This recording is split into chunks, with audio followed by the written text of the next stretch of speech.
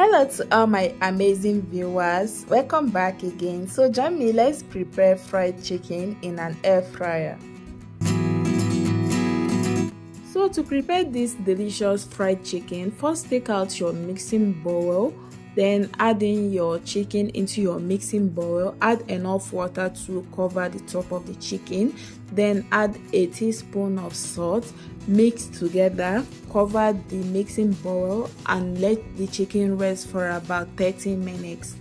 Next, take out a mixing plate, add your unflavored yogurt, paprika, salt, ginger powder, rosemary, dried parsley leaf, garlic powder, thyme, black pepper, red chili powder, chicken stock cube, vinegar, and your vegetable oil.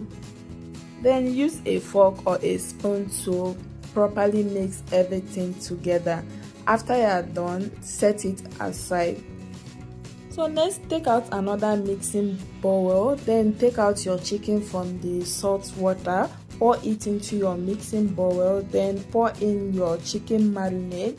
Use your hand to mix by rubbing the chicken marinade on the chicken. So next, I will add my chopped spring onion. You can also replace this spring onion with onion powder. Then give it a proper quick mix. Cover the mixing bowl with a cling film. Then allow the chicken to marinate for about an hour or two.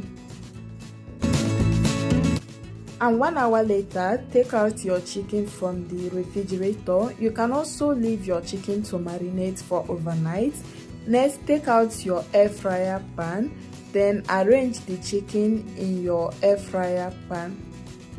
And after you are done, fry the chicken for 20 minutes or more.